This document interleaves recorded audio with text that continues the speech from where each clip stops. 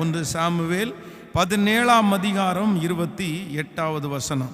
அந்த மனுஷனோடே அவன் பேசி கொண்டிருந்ததை அவன் மூத்த சகோதரனாகிய எலியாப் கேட்டபோது அவன் தாவீதின் மேல் கோபம் கொண்டு, நீ இங்கே வந்தது என்ன? வனாந்தரத்தில் உள்ள அந்த கொஞ்ச ஆடுகளை நீ யார் வசத்தில் விட்டாய்? யுத்தத்தை பார்க்க வல்லவா வந்தாய்?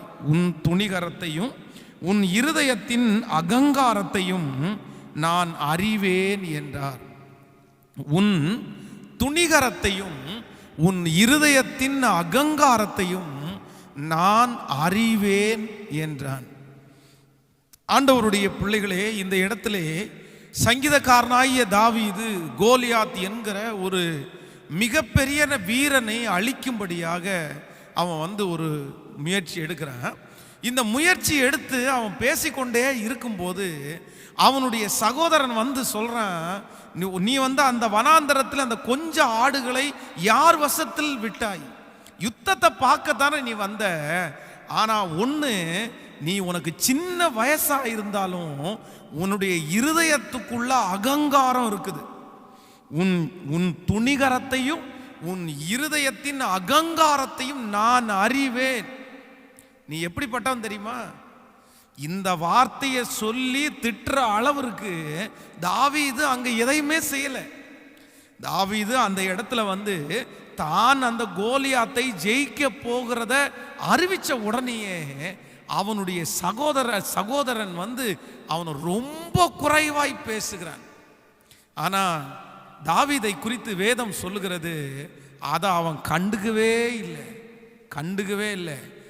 ஏன் கண்டுக்கல அப்படின்னா, அவனை குறித்து மற்றவர்களுக்கு என்ன எண்ணம் இருக்கோ இல்லையோ, தாவீதை குறித்து அவனுக்கு ஒரு நல்ல எண்ணம் அவனுடைய மனசுக்குள்ளே இருந்துச்சு. ஸோ இன்றைக்கு நான் கொடுக்க போகிற செய்தி என்ன அப்படின்னா, ஆண்டவருடைய பிள்ளைகளே, நீங்கள் இந்த கடன் பிரச்சனையிலிருந்து வெளியே நீங்கள் வரணும்னா நீங்கள் மிக முக்கியமாய் கையாள வேண்டிய ஒன்று என்னன்னா, நீங்கள் உங்களை குறித்து ஒரு நல்ல எண்ணம் நீங்கள் வைக்கல அப்படின்னா நிச்சயமாகவே இந்த கடன் பிரச்சனையிலிருந்து நீங்கள் வெளியே வரவே முடியாது. கடன் பிரச்சனைக்குள்ள மாட்டுகிற நிறைய பேருக்கு இருக்கிற ஒரு மிகப்பெரிய கஷ்டமான காரியம் என்ன அப்படின்னா, தங்களை குறித்து மற்றவங்க என்ன நினைக்கிறாங்க, தங்களை குறித்து அவங்க என்ன நினைக்கிறாங்க, கடன் கொடுத்தவங்க என்ன நினைக்கிறாங்க, இந்த உலகம் என்ன நினைக்கிறாங்க, வீட்டை சுற்றி இருக்கிறவங்க என்ன நினைக்கிறாங்க, மற்றவங்களை நினைச்சு நினைச்சு நினைச்சு நினைச்சு தன்னுடைய வாழ்க்கையை நஷ்டப்படுத்துகிற எத்தனையோ பேரை என்னுடைய கண்களால் பார்த்துருக்கிறேன். கடன் வாங்கி கட்ட முடியாட்டா அவன் அந்த கடன் கொடுத்த அந்த நபர் திட்டாருன்னு வைங்களேன், உடனே இவங்களுக்கு அப்படியே அவமானம், உடனே மனசு அப்படியே நொந்துருது. எல்லாருக்கும் முன்னாடி இப்படி திட்டானே, அந்த மனுஷன் என்ன நினைப்பான், அந்த நபர் என்ன நினைப்பான், அவன் மூஞ்சில முழிக்கிறதுக்கே எனக்கு கஷ்டமா இருக்கு, அவனை பார்க்கறதுக்கே எனக்கு கஷ்டமா இருக்கு. நான் வீட்டை விட்டு வெளியே நான் போக மாட்டேன், நான் சர்ச்சுக்கு நான் இனி போக மாட்டேன், நான் இனி இந்த தெருவில் நான் இனி இந்த இடத்துல போக மாட்டேன், நான் இனி வேலைக்கு போக மாட்டேன், கல்யாண வீட்டுக்கு போக மாட்டேன். அப்படியே நிறைய பேர் அதை வைத்து தன்னை ஒதுக்கி கொண்டிருக்கிற நிறைய பேர் இருக்கிறார்கள். இன்றைக்கு இந்த ஜெபத்தில் இருக்கிற ஆண்டவருடைய பிள்ளையை பார்த்து ஆண்டவர் சொல்லுகிற மிக முக்கியமான வார்த்தை, மகன் உன்னை குறித்து, மகா உங்களை குறித்து யார் என்ன நினைக்கிறாங்க அப்படின்றத நீங்க ஒருபோதும் மனசுல வைக்கவே வேண்டாம். உங்களை குறித்து ஒவ்வொருத்தருக்கும் ஒவ்வொரு ஒப்பீனியன் இருக்கும், அதை மாற்றவே முடியாது. அதான் நான் அடிக்கடி சொல்லுவேன், இன்றைக்கு வரைக்கும் ஆண்டவருடைய சமூகத்தில் ஆண்டவருடைய பிள்ளைகளே, இந்த பலிபீடத்தில் நிற்கிற நான் ஒருத்தருக்கு கூட இதுவரைக்கும் யாரையும் மனசுல காயம் வைத்து கொண்டோ இல்லை என்றாலும் அவர்களை திட்டணும் அப்படின்னு நினைச்சோ, கர்த்தருக்கு முன்பாக சொல்றேன், அப்படி நான் செஞ்சதே இல்லை. இன்னும் சில காரியங்களை நீங்கள் அறிந்து கொள்ள வேண்டும் என்கிறதற்காக சிலருடைய குறைகளை இந்த மாதிரி இருக்காதீங்க அப்படின்னு தான் சொல்லியிருக்கிறேனே தவிர, யாரையும் இந்த பலிபீடத்திலிருந்து இன்று வரைக்கும் ஒருத்தரை கூட நான் குறை சொன்னதே இல்லை. கர்த்தருடைய சமூகத்திற்கு முன்பாக சொல்றேன்.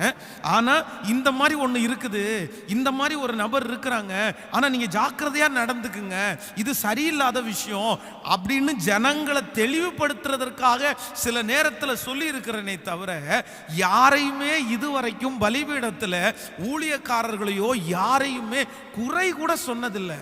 ஆனா உண்மையிலே என்னை எல்லாருக்கும் பிடிக்கும் அப்படின்னு நான் எதிர்பார்க்கவே கூடாது. என்னை குறித்து ஒருத்தருக்கு நல்ல ஒப்பீனியன் இருக்கும், இன்னொருத்தருக்கு என்னை குறித்து நல்ல ஒப்பீனியன் சில நேரத்தில் இருக்கவே இருக்காது. ஆனா ஆண்டவருடைய பிள்ளையாகிய நான் என்ன குறித்து மற்றவங்க என்ன நினைக்கிறாங்கன்றத நான் விட்டுறணும். ஆனா என்ன குறித்து உலகத்தில் இருக்கிற எத்தனையோ பேர் தப்பா நினைச்சாலும், நல்லா நினைக்கனாலும் பரவாயில்ல, அது என்ன ஒன்றும் பண்ணாது. ஆனா என்ன குறித்து நான் முதல்ல நல்லா நினைக்கணும். என்னை குறித்து சரியான ஒரு நினைவு எனக்குள்ளே இல்லாவிட்டால் நிச்சயமா சொல்றேன், நான் இந்த உலகத்தில் ஒரு வெற்றியுள்ள வாழ்க்கை வாழவே முடியாது. இன்றைக்கு அநேக பிள்ளைகள் தங்களுடைய வாழ்க்கையிலே தோற்று போகிறதற்கு வேறு எதுவுமே காரணம் இல்லைங்க. அவங்கள குறித்து மற்றவங்க என்ன நினைக்கிறாங்க அப்படின்றத தாங்கள் அப்படியே நியமித்து கொள்ளுகிறார்கள். அவங்க என்ன குறித்து என்ன பேசுறாங்க, இவங்க என்ன குறித்து என்ன பேசுறாங்க. ஆண்டவருடைய பிள்ளைகளே, அவர்கள் அதான் உலகத்தான் ஒருத்தர் சொல்லுவான்ல, எலும்பில்லாத நாக்கு எது வேணாலும் பேசும். இன்னைக்கு உங்களை புகழ்த்தி பேசுவாங்க, நாளைக்கு உங்களை குறைவாய் பேசுவாங்க. நாளைக்கு உங்களை குறைவாய் பேசின அதே நாவு அடுத்த நாள் உங்களை குறித்து பெருமையா பேசும். இதுதான் உலகம், இதுதான் மனுஷங்க. இதை கூட அறிஞ்சிக்காம யாரோ ஒருத்தர் பேசினதுக்காக உடஞ்சு போய், யாரோ ஒருத்தர் பேசினதற்காக நொந்து போய், அவ்வளோதான் இனி நமக்கு மரியாதை போச்சு, மதிப்பு போச்சு, எல்லாமே போச்சுன்னு சொல்லி தங்களுடைய வாழ்க்கையை முடிக்கிற அநேகரை பார்த்து தான் ஆண்டவர் சொல்றாரு, இல்ல இல்ல, உங்களை குறித்து யார் என்ன நினைச்சாலும் அதை குறித்து கவலைப்பட வேண்டிய அவசியம் இல்லை. தாவீதினிடத்தில் இருந்த ஒரு மிகப்பெரிய அபிஷேகம் என்ன அப்படின்னா, தன்னை குறித்து அண்ணன் நினைக்கிறது தப்பு தான், சவுல் ராஜா நினைக்கிறது ஒரு தவறான காரியம்தான். ஆனா தன்னை குறித்து அவனுக்கு ஒரு நல்ல நினைப்பு இருந்துச்சு. சிங்கத்திற்கு என்னை தப்புவித்தவர், சிங்கத்தை கொன்ற நான், கரடியை கொண்ட நான் கண்டிப்பாக இந்த பிரச்சனையிலிருந்து விடுதலை பெறுவேன்னு தனக்குள்ளேயே இருந்த நல்ல எண்ணத்தினால தொடர்ந்து எத்தனை பேர் பேசினாலும் அவன் காதுக்குள்ள அது போகவே இல்லை. ஓவர் கம் பண்ணிட்டு அந்த கோலியாத்தை ஜெயிக்கிறதற்கு போய்கொண்டே இருந்தான். உங்களை சுற்றி இருக்கிற நிறைய பேர் ஆண்டவருடைய பிள்ளைகளை உங்களை குறித்து ஒரு பெரிய கட்டுக்கோப்புக்குள்ள வந்தார்கள், உங்களை குறித்து ஒரு யோசனைக்குள்ள வந்தார்கள். இப்படிதான் நீங்க ஆக போறீங்க, இப்படிதான் வாழ்க்கை அமைய போகுது, நீ இன்ன நிலைமையில விழப்போற, நீ அதுல இருந்து மீண்டு வர முடியாது. எத்தனையோ மனிதர்களுடைய சிந்தைகள் உங்களுக்கு நேராக இருக்கும்போது ஆண்டவர் இன்றைக்கு உன்னுடைய கரத்தை பிடித்து உங்களை பார்த்து சொல்றாரு, மகளே மகனே, அவன் நினைக்கிற நினைவா அல்ல, உங்களை குறித்து நீங்க ஒரு வெற்றி, நீங்க ஒரு நல்ல நினைவுக்கு நேராய் இன்றைக்கு வருவதற்கு ஒப்பு கொடுப்பீர்களே ஆனால் நிச்சயமா சொல்றேன், ஆண்டவர் விடுதலை கொடுக்க வல்லவராய் இருக்கிறார். எங்களை உயர்த்தி ஒரு ஹல்லேலூயா சொல்லுவோம். அகித்தோப்பேலை குறித்து வேதம் சொல்லுது, அவன் ஒரு நல்ல ஆலோசனைக்காரன். அவன் சொல்லுகிற ஆலோசனை தேவனுடைய தூதர்கள் நேரடியாக வந்து சொல்லுகிறது போல ஆலோசனையை கொடுப்பான். அவ்வளவு ஆலோசனை. ஆனால் தாவீதோடு ஆண்டவர் இருந்ததனால் அகித்தோப்பேலுடைய ஆலோசனையை கர்த்தர் அபத்தம் பண்ணி போட்டார். அகித்தோப்பேல் சொன்ன ஆலோசனை சரியானது தான், ஆனா ஆண்டவர் தாவீதுக்கு சப்போர்ட் பண்ணி அதை கெடுத்து போட்டுட்டாரு. தன்னுடைய ஆலோசனையை ராஜா ஏத்துக்கலன்னு தெரிஞ்ச உடனே மற்றவங்க எல்லாரும் என்ன நினைப்பாங்க, இதுவரைக்கும் என்னுடைய ஆலோசனையை தாவீது ராஜாவே அலட்சியம் பண்ணதில்லை, ஆனா அவனுடைய மகன் ராஜ்யபாரம் பண்ண இப்பதான் உட்கார்ந்து இருக்கிறான், இவன் என்னுடைய ஆலோசனையை அலட்சியம் பண்ணிட்டான், இவன் இன்னைக்கு என்ன அலட்சியம் பண்ணிட்டாங்கன்னா இவனை சுற்றி இருக்கிற எல்லாருமே என்ன அலட்சியம் பண்ணுவாங்கன்னு நினைச்சிட்டு மற்றவங்க தன்னை குறித்து தாழ்வா நினைச்சிருவாங்களோன்னு நினைச்சு வேதம் சொல்லுது, தன்னுடைய வாழ்க்கையை முடித்து கொள்வதற்கு தீர்மானம் எடுத்து நாண்டு கொண்டு செத்து போனான் என்று வேதம் சொல்லுது.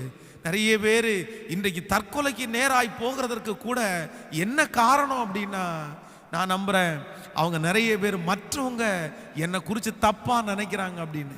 இன்னைக்கு ஒருவேளை உங்களை குறித்து தப்பாக நினைக்கலாம், இன்னைக்கு உங்களை குறித்து குறைவாய் நினைக்கலாம், இன்னைக்கு உங்களை குறித்து என்னென்னமோ வார்த்தைகளை பேசிக்கொண்டு அலையலாம்.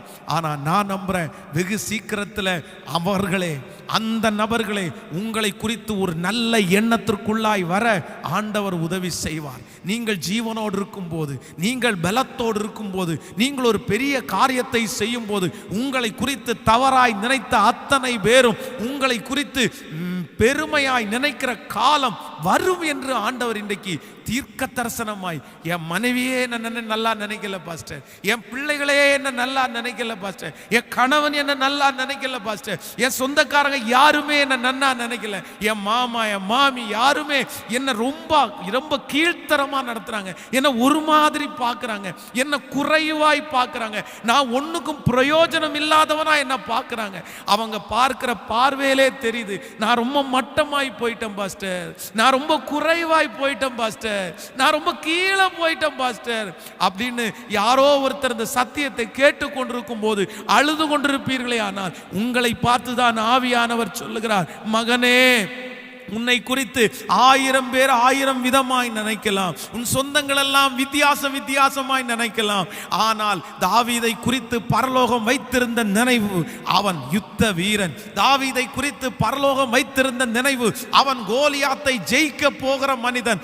அதே போல நான் தீர்க்க தரிசனமாய் சொல்லுகிறேன், இன்றைக்கும் உங்களை குறித்து பரலோகம் ஒரு நினைவை நினைச்சு வச்சிருக்குது. அது என் மகன் எழும்புவான், என் மகா எழும்புவா, என் மகளுக்கு இந்த உபத்திரவ காலம் முடியும், என் மகனுக்கு இந்த கடன் முடிவுக்கு வரும், என் மகன் தலை குனிந்த இடத்துல தலை நிமிர பண்ணுவேன், என் மகனை அலங்கரிப்பேன். அன்றைக்கு ஆண்டவர் வெகு சீக்கிரமாய் மாற்றுகிற அன்று உங்கள் பேர்ல குறைவாய் நினைச்சவங்க வந்து உங்களுக்கு முன்பாக நிற்கிறத நீங்க பார்க்க போறீங்க. அது மட்டுமல்ல, யோசேப்பினுடைய வாழ்க்கையை வாசிக்கும் போது வேதம் சொல்லுது, அவனுடைய வாழ்க்கையில அவன் எஜமானுடைய வீட்டிலே இருந்தான். ஆனா அந்த எஜமான் வீட்டிலே இருக்கிற அந்த சகோதரி அவன் மேல ஒரு தவறான செய்தியை பரப்பி அவனை ஒரு பாவியாக பார்த்து அவனை இப்போ கொண்டு போய் சிறைச்சாலையில போட்டாங்க. அவன் சிறைச்சாலைக்குள்ள என்ட்ரு ஆகும்போது நீங்க என்ன நினைப்பீங்க, அதான் பாஸ்டர் அம்மா வந்து இந்த சிறைச்சாலை ஊழியத்திற்காக போறாங்க. அவங்க அந்த சிறைச்சாலை ஊழியத்திற்கு போயிட்டு வந்து சொல்லுவாங்க.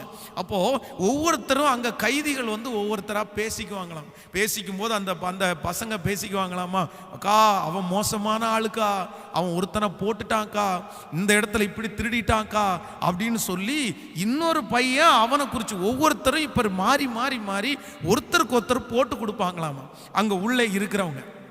இவன் இப்படி பண்ணா, இவன் இப்படி பண்ணா.